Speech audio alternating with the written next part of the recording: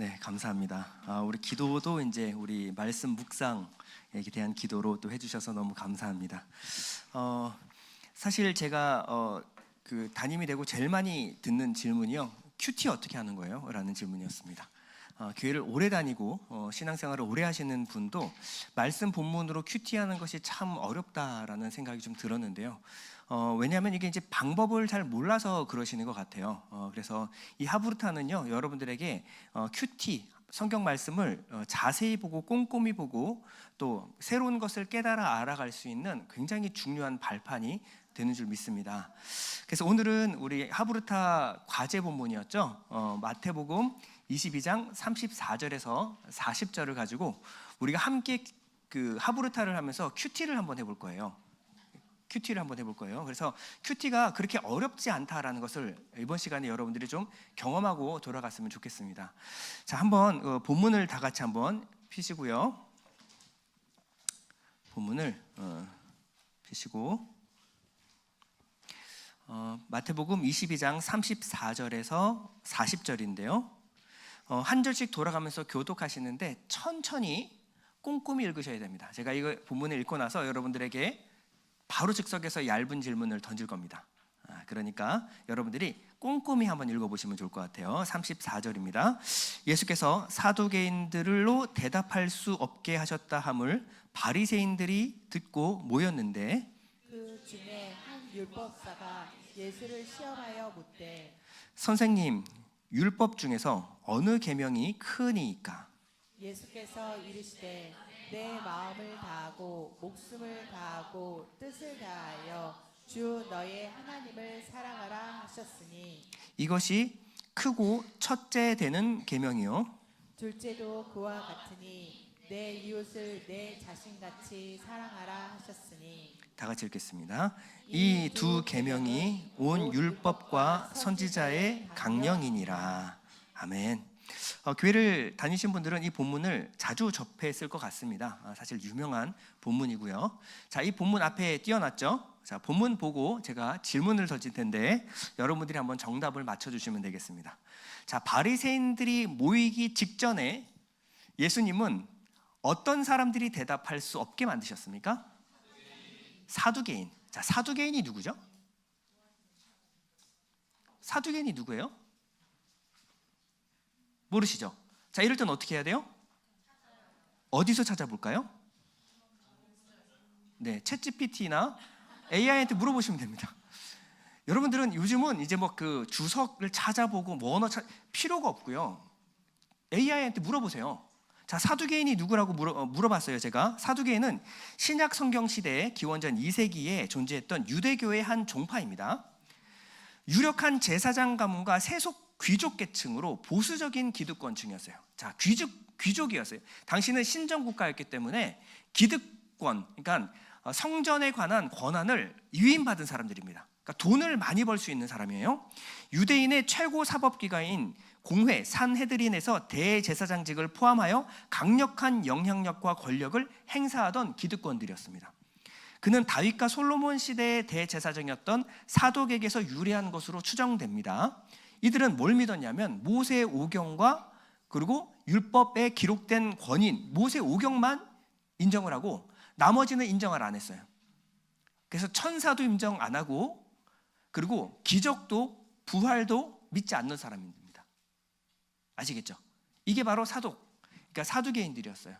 그들이 그 앞에 보면 부활에 관해서 물어보죠. 7번 결혼한 아내는 누구의 남편이 되겠습니까? 이 질문을 했어요. 그랬더니 예수님이 대답할 수 없도록 입을 딱 막으셨어요. 자, 그 다음에 두 번째 질문입니다. 예수님께 지금 질문하러 온 사람은 누굽니까? 그렇죠, 바리새인이었죠. 바리새인이 누구죠? GPT한테 물어보면 됩니다. 자, 바리새인이란 신약 성경 시대의 사두개인 에세네파와 더불어 존재했던 유대교의 주요 종파 중 하나입니다. 이는 분리된 자라는 뜻을 갖고 있고요. 이들은 율법을 지켜 행하는 것의 열정에서 비롯된 나는 그들과 다르다, 거룩한 자라는 뜻으로 율법을 열심히 지켜 행하던 사람들이 누구냐? 바리새인이었습니다. 아시겠죠? 여러분들이 얇은 질문을 던지면 이것을 그냥 넘어가면 사두개인 몰라도 그냥 넘어갔잖아요. 그렇죠? 근데 사두개인에 대해서 한 번 짚고 물어보면 사두개인에 대해서 알게 되고 바리새인에 대해서 한 번 알고 지나가는 거예요. 머릿속에 얼마나 남을까요? 2, 3일 남습니다. 그런데 한 번 듣고 두 번 듣고 세 번 들으면 파편은 남아 있어요. 그러니까 성경을 한 번 보는 거가 이렇게 달라질 수 있는 겁니다. 자, 세 번째 질문. 율법사가 예수께 질문한 의도는 무엇이었습니까? 시험하려고. 이런 거는 안 물어봐도 바로 나오죠. 예수님께 그냥 궁금해서 물어본 게 아니라 시험하려고. 예수님을 혼동에 빠뜨리려고, 곤란하게 만들려고 곤란한 질문을 던진 겁니다. 시험하려고. 율법사가 예수님을 무엇이라고 불렀습니까? 선생님이라고 불렀어요. 선생님. 자, 이 율법사가 알고 있던 예수님은 누구였어요? 선생님. 어떤 선생이었을까요? 말씀을 가르치던 사람이었겠죠. 그렇겠죠? 가르치는 선생이었어요. 그러니 율법에 대해서 제대로 알고 있는 나를 시험하려고 질문한 겁니다. 그렇죠? 예. 자, 예수님이 첫째 계명을 뭐라고 말씀하셨습니까? 주 너희 하나님을 사랑하라. 이것이 첫째 되는, 크고 첫째 되는 개념이에요. 자, 크고 첫째 되는 개념. 계명에 크고 작고가 있네요. 그렇죠? 크다는 게 무슨 말일까요? 네? 포괄적인. 다른 계명을 다 포괄하는. 또 다른 의견 없어요? 네? 중요한, 가장 중요하다. 네. 자, 다 맞는 말이에요. 근본적인 이란 뜻이에요. 근본적인. 모든 계명을 지키기 위해서 가장 근본적으로, 기본적으로 되어야 되는 첫째 되는 계명이 뭐냐면 내 마음을 다하고 목숨을 다하고 뜻을 다하여 주 너희 하나님을 사랑하는 것이라고 말했어요. 자, 예수님이 둘째 계명이라고 부르신 내용은 무엇일까요? 자, 내 이웃을 사랑하는데 어떻게 사랑해요? 내 자신과 같이 사랑하라. 이게 두 번째 계명입니다. 아시겠죠? 자, 그러면 첫째 계명과 둘째 계명의 관계를 뭐라고 말씀하셨어요? 첫째 계명 선지자의 관계. 이 첫째와 둘째 계명은 모두 다 선지자와 율법의 강령이다. 이렇게 말씀하셨어요. 근데 첫째 계명이 되면 근본적인 가장 첫째 크고 첫째 되는, 그리고 둘째 계명은 그와 같으니, 자, 이웃을 사랑하는 것이 하나님 사랑하는 것과 같다라고 지금 말씀하고 계시죠. 그렇죠? 예수님이 지금 이렇게 말씀하고 있는 거예요. 그럼 둘째 되는 계명에서 우리가 사랑해야 될 대상이 누구죠? 내 이웃이에요. 내 이웃. 자, 이웃은 누굴까? 고민해 볼 만하죠. 그리고 우리 권사님 말씀해 주셔서 두 계명이 무엇과 무엇의 강령이라고 그랬죠? 율법과 선지자. 율법과 선지자 상징하는 것은 토라, 네빔, 케투빔이라고 하는 구약 전체를 상징하는 것이 바로 율법과 선지자라는 어떤 관용구입니다. 그럼 구약 전체가 말하는 바는 무엇이냐? 하나님 사랑과 이웃 사랑이에요. 자, 우리가 구약을 어떻게 읽었을까? 우리가 구약을 읽으면서 하나님 사랑과 이웃 사랑으로 읽었을까요? 한번 고민해봐야 되겠죠, 그렇죠? 자, 그러면 우리가 이제 내용 이해, 얇은 질문을 끝났습니다. 본문에 다 나와 있는 내용들이었어요. 그리고 본문에 나와 있는데 용어를 잘 모르시는 것은 어디한테 물어본다? GPT한테 물어본다. 그러면 상세하게 대답해 줍니다. 아시겠죠? 근데 GPT가 대답해줘도 마음이 시원치 않거나 제대로 대답할 수 없는 질문이 뭐냐면 두꺼운 질문입니다. 여러분들이 이제 상상력을 발휘하는 거예요. 본문에 나와 있지 않아요. 그렇죠? 여기서부터 이제 해석이라는 것이 들어가는 겁니다. 자, 그러면 이 본문을 가지고 우리가 이제 두꺼운 질문, 우리 과제를 하신 분들은 최소 10개 이상 질문을 만들어 오셨을 거고, 과제를 안 하신 분들은 최소 3개를 지금 만드시는데 제가 딱 7분 드리겠습니다. 7분 드려서, 자, 두꺼운 질문만, 그래서 적용 질문 하지 마시고 먼저 두꺼운 질문만, 상상력을 발휘해서 3개의 문장을 질문을 뽑아주시면 됩니다. 자, 만들어 오신 분도 딱 3개 정도 한번 선정해서 옆 사람과 나눌 겁니다. 자, 3개. 지금부터 7분 드립니다. 네, 질문 계속 만들어 주시고요. 챗GPT나 제미나이는 여러분들 스마트폰 갖고 계신 분들은 자동으로 깔려 있어요, 여러분들한테 지금 현재. 근데 사용법을 모르시면 우리 사역자나 전도사님이나 청년들한테 물어보시면 사용법을 가르쳐 줍니다. 그래서 일반적으로 여러분 옆에 버튼만 눌러도 물어보면 바로바로 대답을 해주거든요. 이거는 큐티 하시는 분들을 위해서 좀 설정을 해주시면 좋을 것 같습니다. 네, 하브루타 하시고 나서 이제 생각 안 나시는 분들을 위해서 좀 설명을 해달라고 뒤에서 요청해서, 자, 두꺼운 질문은 내용에서 단서를 찾을 수 있는 질문, 내용에 관련돼서 저의 자신의 상상력과 생각 혹은 추론 뭐 이런 것들, 아니면 혹시 그 내용에 대해서 좀 더 깊게 생각하는 이런 내용들을 포괄해서 여러분들이 내용을 가지고 여러분들이 상상하고 궁금해하고 적극적으로 그 내용에 참여하는 그런 질문이 바로 두꺼운 질문입니다. 자, 3분 남았습니다. 네, 이제 질문을 만드신 분은 같이 확인할 수 있도록 저기 하브루타 카톡방에 올려주시면 좋을 것 같고요. 혹시 카톡방이 불편하신 분들은 바로 마이크를 넘겨드리겠습니다. 그래서 자신의 어떤 상상 질문을 좀 같이 나눠주시면 좋을 것 같은데요. 오늘은 수업 시간이 아니니까 사실은 여러분들이 순 모임이나 가족들과 함께 큐티를 나눠주시면 돼요. 그런데 오늘은 다 같이 좀 한번 나눠보도록 하겠습니다. 자, 상상 질문, 본인이 만든 상상 질문 발표를 한번 3분 정도 한번 들어보면 좋을 것 같은데요. 자, 누가 혹은 질문, 상상 질문 하나 만드신 분들 있으면 자신 있게 발표해 주시면 좋을 것 같습니다. 네, 고재혁 지사님 역시. 네, 마이크 드시고. 저도 이것저것 제출했는데요. 일단 그 시험 받는 예수님의 마음은 어땠을까? 네. 좀 궁금했었어요. 네. 그리고 3개를 다 말씀드릴까요? 네. 그리고 바리새인들이 사랑하는 것은 무엇이었을까? 그리고 이런 예수님 하나님 다 알고 계신다고 하셨는데 현 상황도 예수님은 다 알고 계셨을까? 네, 박수 부탁드리겠습니다. 와, 네, 사실 신앙생활의 횟수로 보면요, 사실 고재혁 목사님은 그렇게 긴 횟수가 아닌데 성경을 보는 눈이 굉장하시지 않습니까 지금? 그렇죠. 시험을 당하고 계신 예수님은 그 마음을 아셨겠죠. 시험하러 오셨다는 것을 아셨겠죠. 그때 예수님의 마음과 생각은 어떠했을까? 예, 이런 거에 대해서 궁금한 거는 저는 지금 처음 들어보는 이야기거든요. 그렇죠. 그리고 또 그렇죠. 바리새인은 율법을 지키려고 최선을 다하던 사람이었는데 바리새인도 하나님 사랑과 이웃 사랑에 대해서 알고 있었죠. 다른 본문에 보면, 그렇죠. 그러면 바리새인은 이웃을 사랑했겠죠. 그럼 바리새인이 사랑하는 이웃은 어디였을까? 되게 좋은 질문입니다. 왜냐하면 바리새인은 이 구별하는 사람이었거든. 선을 딱 걷는 사람이었거든요. 그래서 세리와 창기를 사랑하진 않았어요.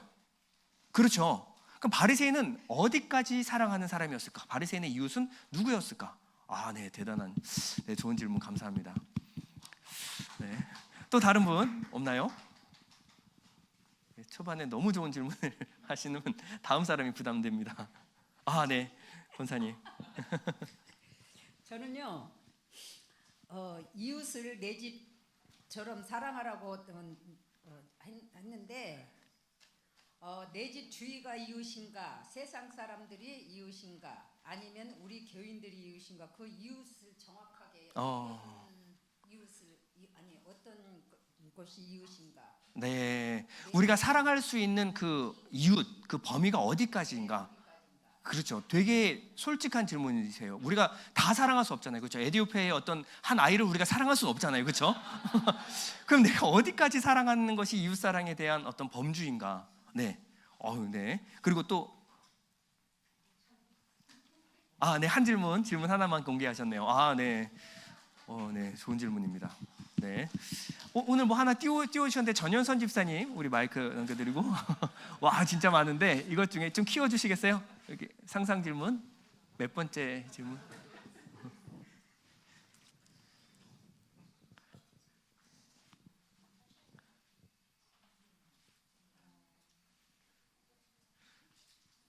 마음과 목숨과 뜻을 다하여 사랑하는 것은 어떤 의미일까? 네, 이건 굉장히 좋은 질문입니다. 예.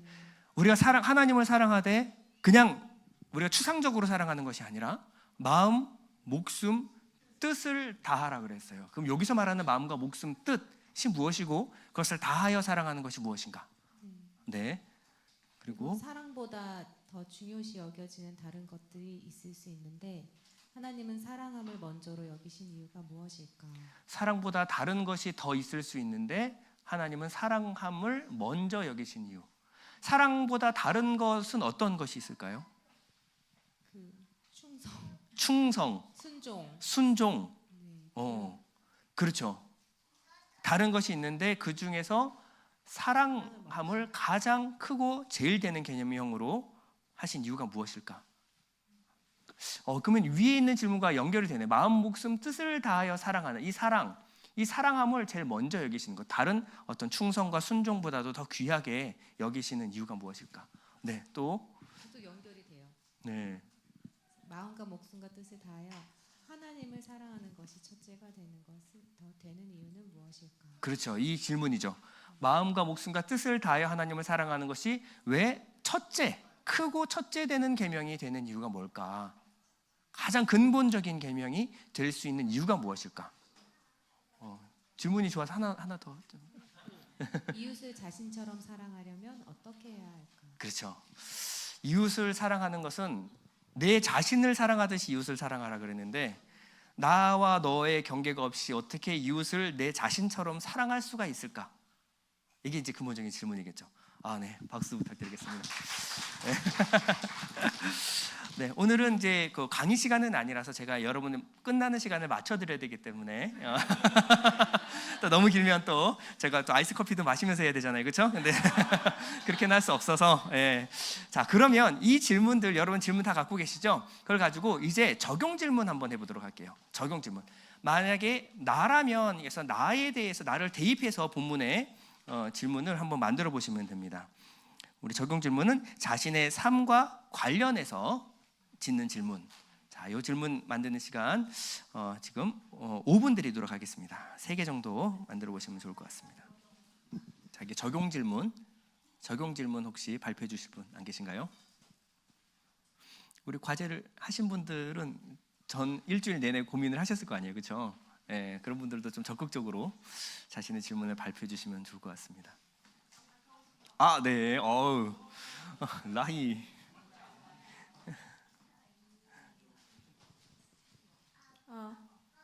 지금 하면 되나요? 네, 나는 하나님의 사랑을 바탕으로 이웃을 사랑하는 중인가? 하나님의 사랑을 바탕으로 기본으로 해서 이웃을 사랑하고 있는가? 벌써 이제 머릿속에 설교 한 편 돌아간 거예요, 그렇죠? 그래서 이웃을 어떻게 사랑해야 되는가?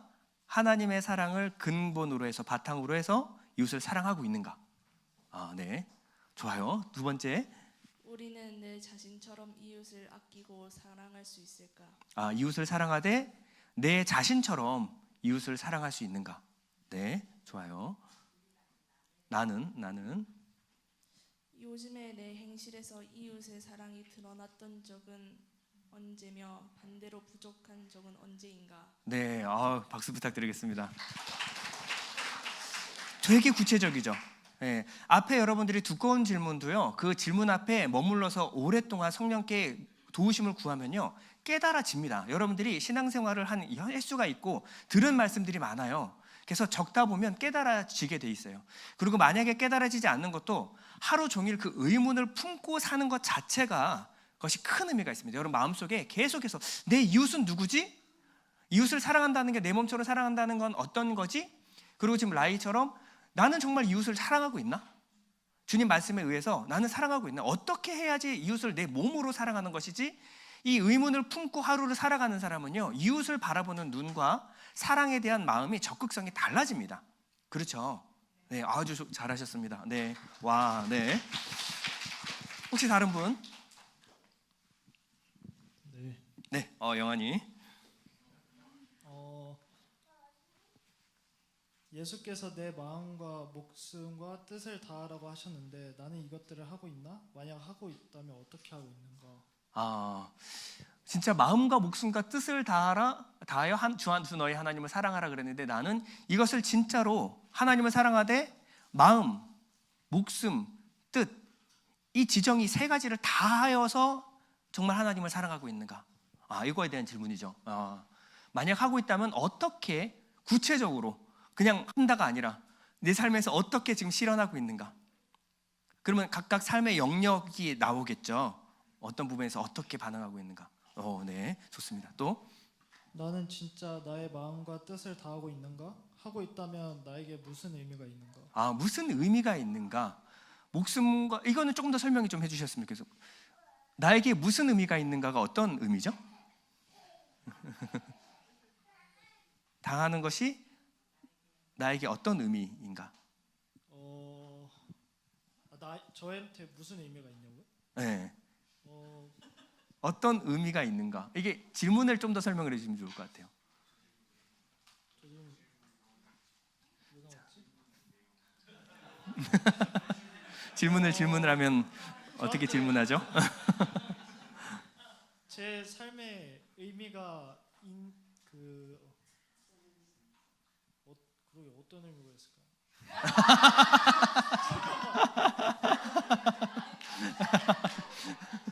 어제 써서 사실 네. 쉬운 게 아니라서.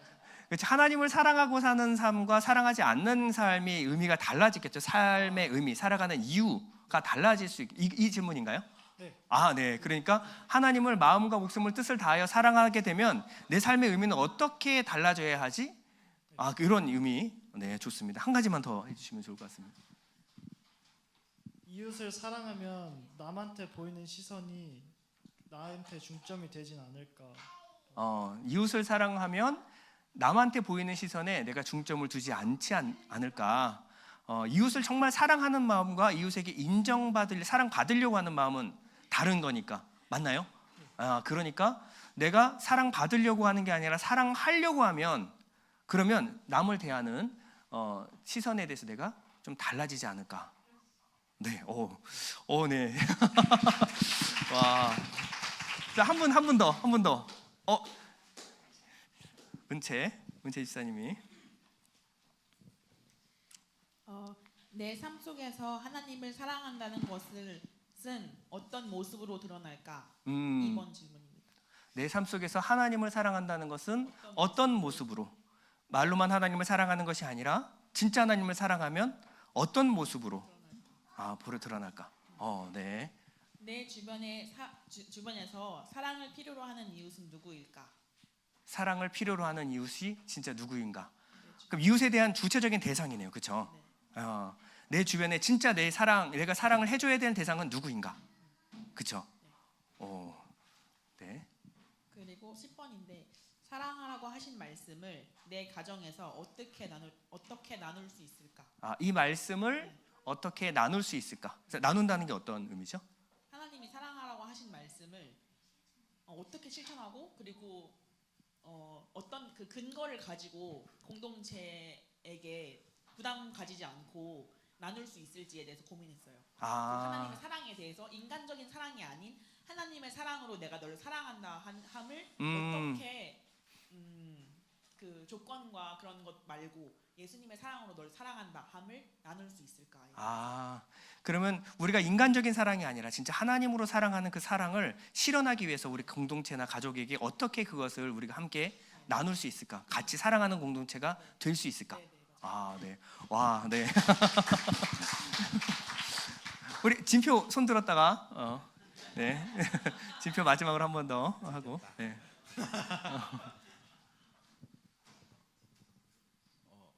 11번째는 제가 방금 추가한 거고. 첫 번째로 나는 하나님을 사랑하기 위해 어떤 방식의 사랑을 하고 있는가? 사랑하기 위해서 어떤 방식으로, 어떤 모습으로.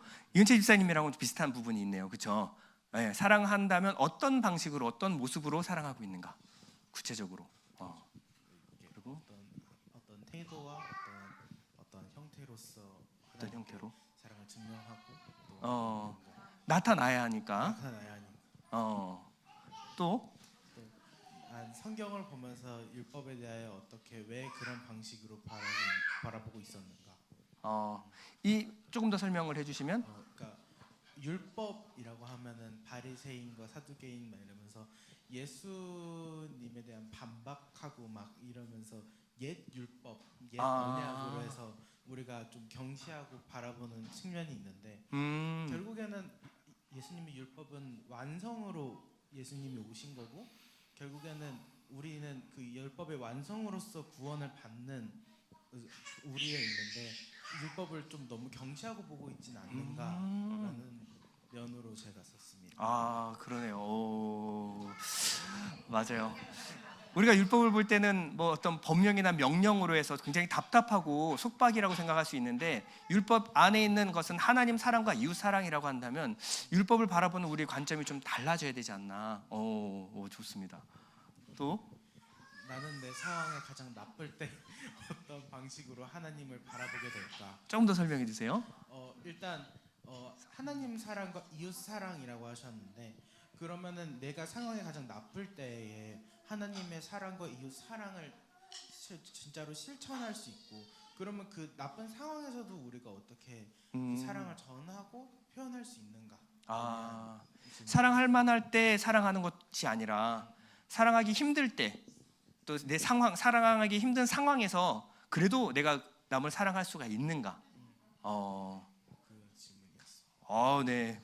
좋은 질문 감사합니다. 네. 이렇게 여러분 본문 말씀에 오래 머물러서 묵상하는 것이 굉장히 좋은 습관입니다. 그냥 말씀을 안다. 여러 번 들었잖아요. 그렇죠? 안다 하고 넘어가는 것이 아니라 이 말씀이 우리 삶의 변화로서 동반하기 위해서는요.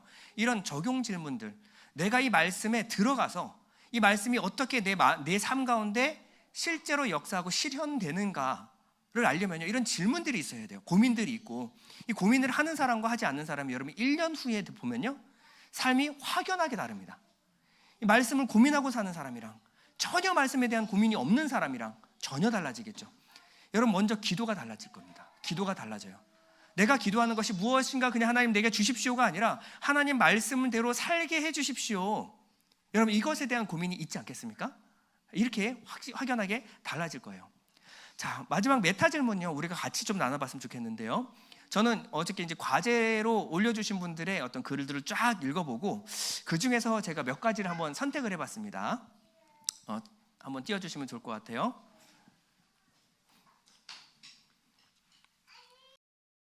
먼저는 이인영 집사님의 글이었는데요. 이 숙제는 불합격시키려고 하는 것이 아니고 한 번 더 공부를 하시게 하는 것입니다. 열심히 하세요라는 김병주 목사님의 문자를 보시고 이 글귀가 오늘 하루 종일 병 주고 약 준다는 생각이 드는 이유는 나만 그런 걸까? 이거 솔직하게 이게 잘 적어주셨더라고요. 자, 두 번째 우리 김진표 글이었는데요. 만약 내가 이 구절을 모르는 상태에서 10계명을 읽었다면 어떤 계명이 크다라고 생각했을까? 율법에 대한 보는 관점에 대해서 오랫동안 고민을 한 거예요, 진짜로. 그렇죠? 당연히 부모를 공경하라가지 아니었을까요? 네.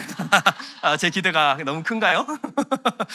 만약 예수님이 다른 계명을 가장 크다고 하셨다면 어떤 논쟁이 벌어졌을까요? 이행선 집사님의 질문은요. 김진표의 질문과 좀 연결됩니다.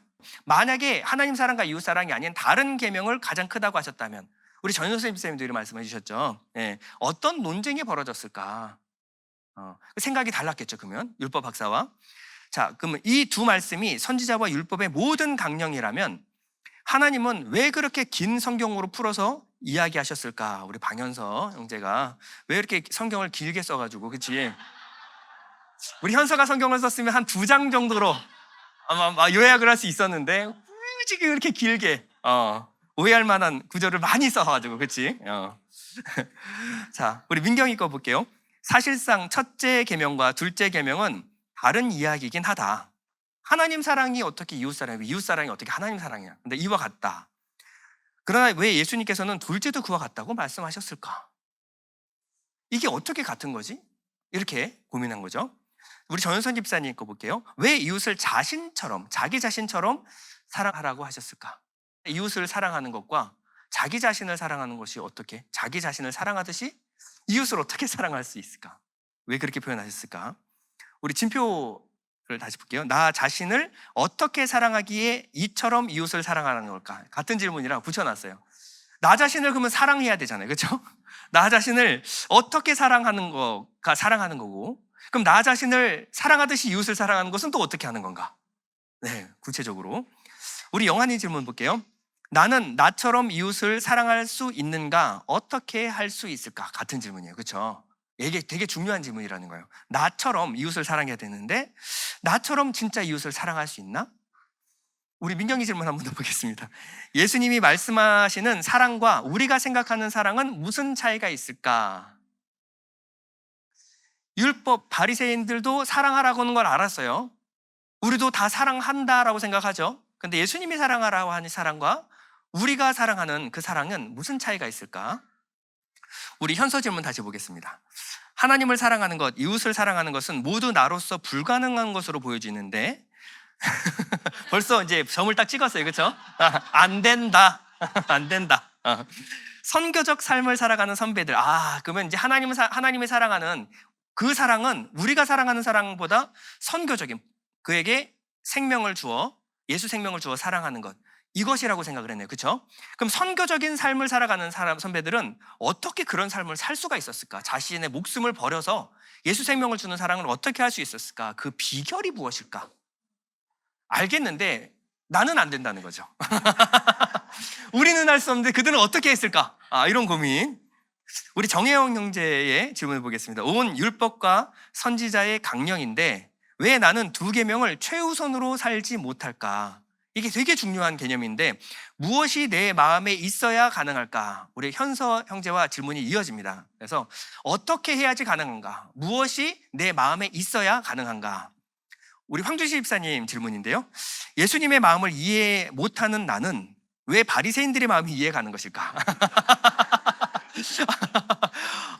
예수님이 진짜 알아들을 수 없는 얘기, 차라리 바리새인들이 이거 해라 저거 해라 그러면 알아듣겠는데 예수님의 말은 좀 이해하기 좀 어려워요. 그렇죠? 우리 정동수 집사님의 질문 한번 볼까요? 나의 이웃을 사랑하려고 노력하면 할수록 왜 더 힘이 들까? 사랑하면 할수록 힘이 나야 되는데 하면 할수록 지치고 힘드는 이유가 무엇일까? 그 아래 보면요, 예수님의 참을성의 한계는 어느 정도 되실까? 예수님은 어디까지 참으셨을까? 한번 그 인내심의 한계를 보고 싶은. 네. 자, 이 질문을 총합해서 한번 제가 고민을 한번 해봤습니다. 사랑은 아무나 하나. 그 누가 쉽다고 했나? 라는 생각이 났어요. 보통 일이 아니구나. 이게 사랑한다는 게 좋은 거 알죠? 그러나 아무나 사랑할 수 있는 건 아닌 것 같아요. 그냥 사랑하는데 하나님 사랑합니다가 아니라 마음을 다하고 목숨을 다하고 뜻을 다하여 사랑하래요.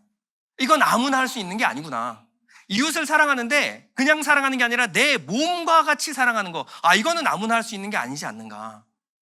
그러면 사랑은 아무나 할 수 있는 게 아니네. 이게 우리의 솔직한 고백 아닌가요? 우리 현서의 고민도 알겠는데 나는 못하겠다 이거죠.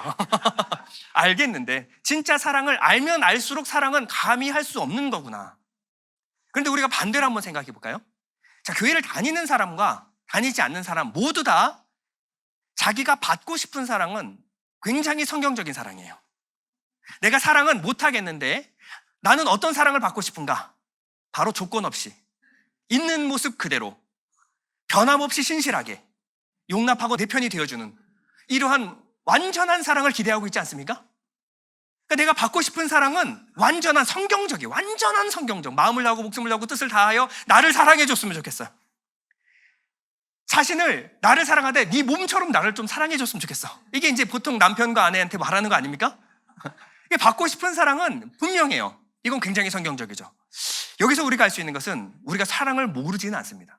모르는 척할 뿐이지. 어떻게 사랑하는 거지? 받고 싶은 대로 사랑하면 돼요. 그러니까 성경은 뭐라 그러냐면 마태복음 7장 12절에 보면 그러므로 무엇이든지 남에게 대접받고자 하는 대로 너희도 남을 대접하라. 이것이 율법이요 선지자니라. 우리 앞에 많이 들어봤죠? 율법과 선지자.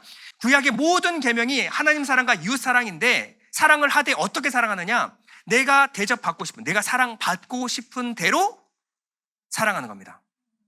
그럼 사랑이라는 것을 우리가 분명히 알고 있어요. 우리가 받고 싶어하는 사랑, 그것이 바로 하나님이 하라는 성경적인 사랑입니다.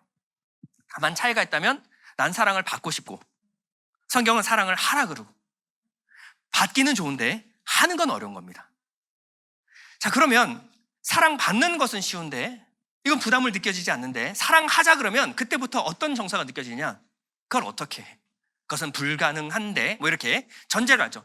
아니, 어떻게 그렇게 사랑할 수가 있어요? 우리가 처음에 사랑하자 그랬을 때 떠오르는 대상이 뭐냐면 사랑하기 힘든 대상이 떠올라요. 그렇죠? 그냥 눈에 봐도 그냥 사랑스러운 사람이 아니라 사랑하기 힘든 사람까지 사랑하려니까 너무 힘든 거예요. 어떻게 사랑해? 여러분, 여러분들이 좋아하는, 사랑하는 사람을 변함없이 신실하게 사랑하는 것도 쉬운 일이 아닙니다. 그렇죠? 아무리 사랑해도 사랑하기 때문에 상처받고, 사랑해도 어떨 때는 사랑하기 때문에 미울 때도 있어요. 그렇죠? 사랑하는 사람을 사랑하는 것도 쉬운 일이 아닌데 사랑하기 힘든 사랑을 사랑하라니, 이게 마음에 부담부터 오는 거예요. 하나님, 어떻게 그런 명령을, 그런 말씀을 내게 하십니까? 여러분, 진짜로 마음을 다하고 목숨을 다하고 뜻을 다하여 하나님을 사랑하고 이웃을 내 몸과 같이 사랑하려고 그러면, 가정에서부터 한번 하려고 그러면 거기서부터 마찰이 오죠. 교회에서 무슨 소리가 났는데 누가 소리를 내었는가? 자, 가정에서, 교회에서, 직장에서 여러분, 사랑할 수 있는 사람, 사랑할 수 없는 사람 정확하게 선이 그어져 있죠. 우리들이 사랑하는 사랑은 바리새인과 같은 사랑이에요. 무언가 선이 분명한 사람, 내가 사랑할 수 있는 사람, 딱 그래, 여기까지 내가 해볼 수 있어. 근데 여기는 아니지. 이게 우리의 사랑이 아닌가라는 생각을 한번 해봅니다. 우리가 사랑하다가도 이 사랑하는 사람마저 우리가 사랑할 수 없을 때는 어떨 때일까요? 어떨 때 내가 이 사랑을 해, 마음이 뜨거워서 그래, 너는 내가 지키고 사랑한다. 근데 어떨 때 사랑할 수 없다는 마음이 들어요? 네, 사람이 안 변할 때. 야, 내가 이 정도 해줬으면 너도 나한테 이 정도 해줘야 되는 거 아니니? 내가 언제까지 이렇게 계속 해줘야 돼? 여기서 마음의 지침이 오죠.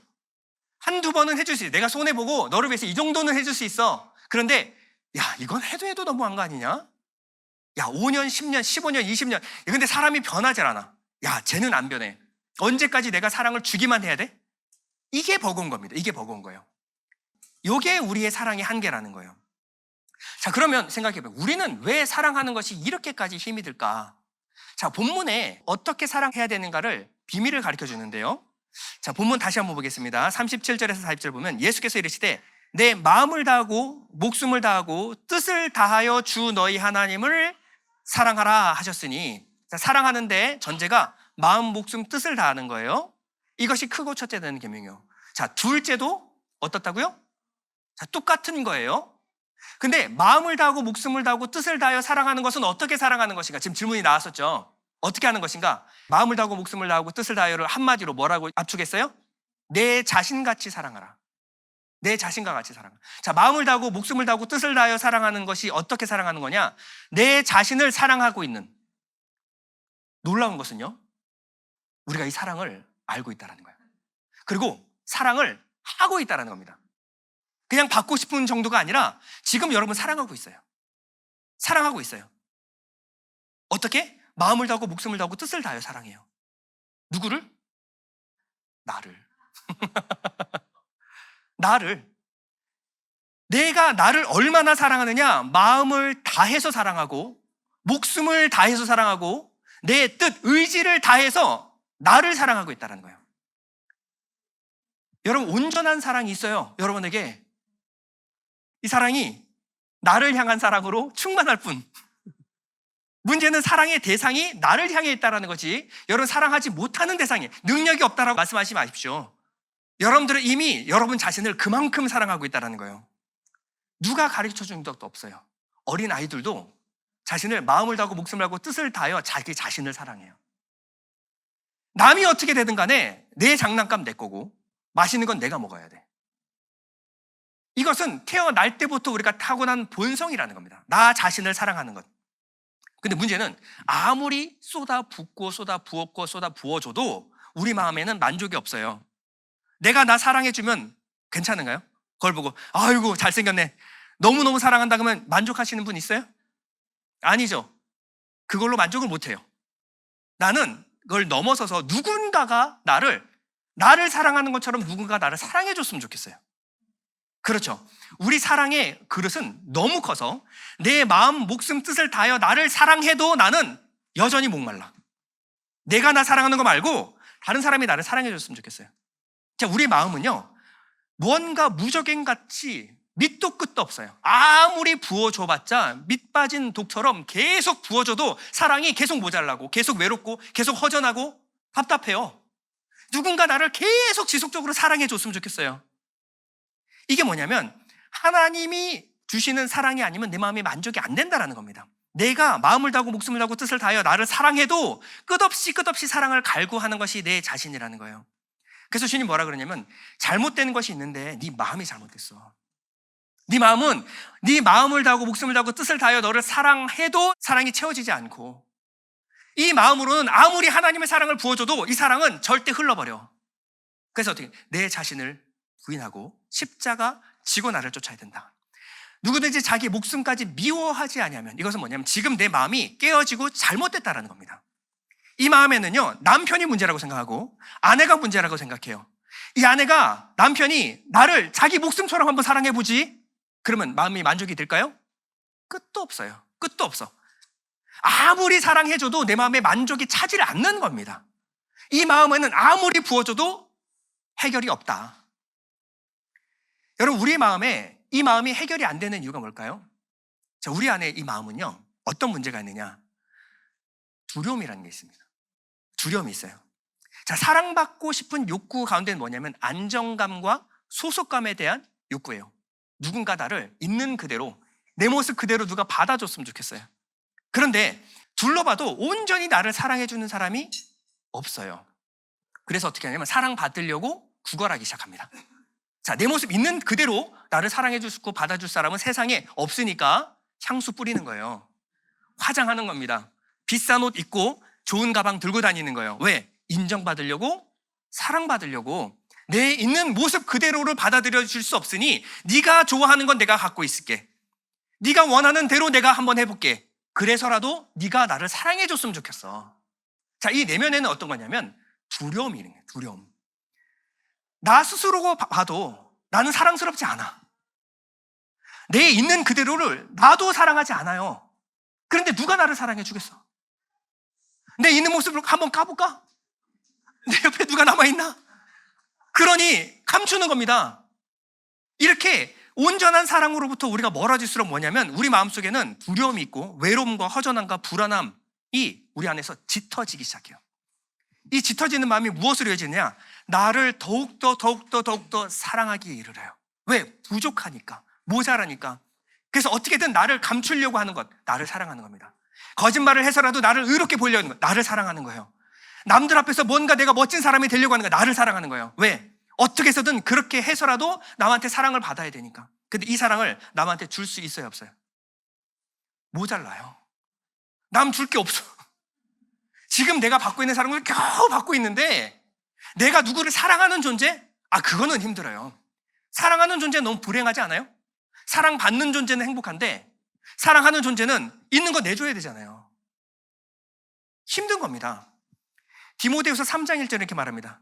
너는 이것을 알라. 말세에 고통하는 때가 이르러 사람들이 자기를 사랑하며.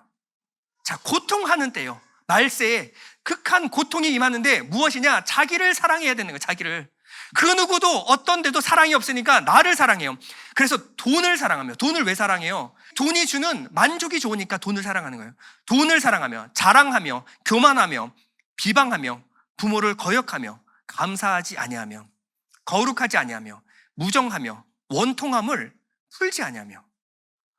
억울하고 원통하면 풀지를 못해요. 마음속이 풀어지질 않아. 용서가 안 돼요. 모함하며, 절제하지 못하며, 사나우며, 선한 것을 좋아하지 아니하며. 여러분, 지금 SNS에서 벌어지는 일들입니다. 지금 이게 배신하며, 조급하며, 자만하며, 쾌락 사랑하기를 하나님 사랑하는 것보다 더한. 경건의 모양은 있으나 경건의 능력은 부인하니 이 같은 자들에게서 내가 돌아서라. 혹시라도 무시하거나 억울한 일을 당했다. 그럼 어떻게 해야 돼요? 절대 분을 풀지 않아요.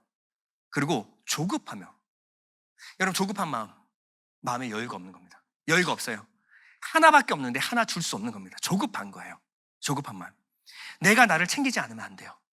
선을 베풀기에는 내가 너무 없어. 내가 부족해. 내가 외로운데 누가 누구를 사랑해? 너 외로워? 나도 외롭다. 너 사랑받고 싶지? 나는 더 받고 싶어. 누가 누구를 사랑해 줍니까? 아무리 외로워도 내 옆에 있는 사람이 외로워서 정말 마음이 찌들어져 가도 그 사람 돌볼 겨를이 없어요. 지금 내 마음이 편하지 않은데 누가 누구를 돌봐요. 그렇죠? 이 상태가 되는 겁니다. 그러면 어떻게 우리가 사랑하는 대상을 하나님과 이웃으로 바꿀 수가 있을까요? 먼저는요, 하나 방법밖에 없는데 내 마음이 먼저 온전한 사랑으로 채워져야 돼요. 내가 지금 마음에 이 궁핍, 외로움, 답답함이 달래지지 않는 상태에서 여러분 사랑하라. 아유, 목사님 몰라서 하시는 얘기입니다. 우리 남편이 어떤 사람인지 알아요? 우리 아내가 어떤 사람인지 알아요? 그 사람을 어떻게, 목사님이 한번 사랑해 보시죠? 이렇게 나오는 거예요. 그런데 여러분들이 온전한 마음이 온전한 사랑으로 채워지게 되면 남편이 어떻게 보인다고? 불쌍해 보여요. 사랑이 없고 외로워서 답답해서 숨을 쉴 수 없는 그 상태가 보이는 겁니다. 왜? 내가 지금 채워지고 나니까 알겠거든요. 나도 저런 상태였는데 이제 좀 숨 좀 쉬겠어요. 그러니까 내 주변에 있는 남편이 불쌍해 보이고 아내가 불쌍해 보이는 겁니다. 먼저 내가 온전한 사랑으로 채워져야 돼요. 자, 그러면 하나님께 나아가서 온전한 사랑으로 채워주면 되는데 왜 우리는 하나님께 나아가서 하나님의 사랑으로 채움을 받지 못할까? 왜냐하면 하나님의 사랑을 우리가 사랑하는 사랑과 똑같은 사랑으로 생각하기 때문에 그렇습니다. 여러분 누구를 사랑해요? 사랑할 만한 사람 사랑하죠. 딱 경계 거서 여기까지는 사랑할 수 있어요. 그러니까 여기 안에 들어가면 돼, 하나님께 사랑을 받으려면. 근데 여기 바깥에 있는 사람들은 나도 사랑 못하는데 하나님이 나를 어떻게 사랑해? 그렇죠? 하나님께 나가서 사랑을 무조건적으로 받는 것 거의 불가능해요. 왜? 나의 실상을 내가 너무 잘 알잖아요. 말씀도 안 읽고 기도도 안 하고. 그런데 내가 하나님께 사랑을 받는 것 거의 불가능해 보이거든요. 나를 볼 때마다 가룟 유다가 보여. 나는 누가 봐도 가룟 유다야. 이스라엘 백성들 구약을 보면 이스라엘 백성들이 너무 이해가 돼. 나는 왜 바리새인의 마음이 이해가 갈까요? 그렇죠? 내가 봐도 바리새인이에요, 저는. 그런데 누가 하나님이 나를 사랑해 줄 것 같지가 않아요. 그런데 로마서 8장 이렇게 말합니다. 우리가 아직 죄인 되었을 때에 그리스도께서 우리를 위하여 죽으심으로 하나님께서 우리에 대한 자기의 사랑을 확증하셨느니라. 하나님 사랑을 언제 확증하셨다고요? 죄인 되었을 때, 우리가 사랑할 만한 존재가 되지 못했을 때, 내 꼬라지가 형편없었을 때, 내가 봐도 내가 사랑할 수 없을 때, 마음을 다하고 목숨을 다하고 뜻을 다하여 사랑하는 대상이 나였는데 나조차 용납 안 될 때, 그때가 하나님의 온전한 사랑을 체감할 수 있는 때입니다. 내가 될 만한 사람이 있어서 하나님 앞에 서는 것이 아니라 절대 사랑받을 수 없는 그 상태 있죠. 내가 내 마음에 안 들 때, 나 스스로가 너무 신물 날 때, 진절이 젖을 때, 내 무력함, 연약함, 내 죄된 모습 그대로 보일 때, 그때 하나님 앞에 나아가는 겁니다. 그때 그럼에도 불구하고 나를 사랑하신 하나님 사랑을 경험하게 되면요, 여기서 하나님의 사랑을 이해하기 시작해요. 이게 온전한 사랑이구나. 감추지 말고, 아프다고 숨지 말고, 뭐 거룩하다고 꾸미지 말고 주님 앞에 그냥 서보십시오. 주님 나 같은 것도 주님 사랑하시나요? 나같이 찌그러지고 삐뚤어진 이 사람도 주님 나를 사랑하시나요? 그럼 주님은요, 아무 말 없이, 너 왜 그랬니란 말 한마디 없이 온전한 사랑으로 우리를 끌어안아 주십니다. 그때 뭐라 그러냐면, 죄가 넘쳤을 때 은혜 또한 넘쳤다. 내가 나를 사랑할 수 없을 때 주님이 나를 사랑하시는구나. 여러분, 이 사랑을 경험해야 됩니다. 요한일서 4장 18절 이렇게 말합니다. 사랑 안에 두려움이 없고 온전한 사랑이 두려움을 내어 쫓나니 두려움에는 형벌이 있습니다. 두려워하는 자는 사랑 안에서 온전히 이루지 못하느니라. 자, 사랑하면 두려움이 없어진다는 얘기가 아니라 사랑을 받으면 내 안에 조급함과 두려움이 사라집니다. 사랑받지 못하면 어떻게 하지? 누가 나를 아무도 사랑해주지 않는 것 같은 그 외로움과 공허함, 결핍함이 온전한 사랑을 받으면 두려움이 사라진다는 거예요. 더 이상 사랑받지 못할 것 같아서 두려움에 사로잡혀서, 공허함에 사로잡혀서 있는 것을 중단할 수 있는 이유가 뭐냐? 그럼에도 불구하고 사랑하시는 하나님의 사랑에 자꾸 노출될 때, 주님이 우리에게 명령하십니다. 사랑하라. 사랑하라. 그리고 주님은 사랑할 수 없는 나를 먼저 사랑하셨습니다. 내가 사랑할 수 있도록 주님이 나를 사랑하셨어요. 왜? 내가 사랑해야 되는 이 몫을 주님이 다 감당하셨거든요. 주님이 나를 어떻게 사랑하셨어요? 마음을 다하고 목숨을 다하고 뜻을 다하여 나를 사랑하셨어요. 더 이상 내가 나를 사랑할 필요가 없어진 겁니다. 그 다음에 너도 이와 같이 사랑하라. 너는 너 스스로를 사랑해도 안 되고 사랑해봤자 소용도 없어. 너는 내 사랑을 받아야 마음이 안심이 돼. 이 사랑을 받으면요, 너도 이와 같이 사랑하라. 이제는 사랑하는 자가 되었어. 로마서 5장 5절입니다. 소망이 우리를 부끄럽게 하지 아니함은 우리에게 주신 성령으로 말미암아 하나님의 사랑이 우리 마음에 어떻게 됐다고요? 그냥 사랑한 것이 아니라 부었어요. 부어주셨습니다. 내가 아무리 밑에 새 나가도 하나님이 계속 부어주시니까 물이 차고 넘쳐버리는 겁니다. 아니, 내가 사랑받을 수 없는데도 불구하고 끝없이 사랑해버리시니 내 마음이 길들여져 버리는 거예요. 나 진짜 사랑받고 있구나.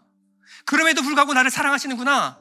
요한일서 4장 19절. 우리가 사랑하면 그가 먼저 우리를 사랑하셨습니다. 사랑받고 싶은 그 마음이 충분히 만족이 되어서 내가 사랑받고 싶은 그 마음에 내 분에 차게 넘치게 사랑을 해주셔서 이제는 그 사랑을 비로소 흘러 넘치게 해줄 수 있는 존재가 된 거예요. 하나님이 쏟아 부어주신다는 겁니다. 자격 없는 내가 받은 사랑이 너무 면먹었고 이 사랑의 진빛이 너무 커서 이제 어디다 나눠야 되는지를 이제 고민하기 시작하는 거예요. 나 같은 놈도 사랑하셨는데 왜 남편을 사랑 못합니까?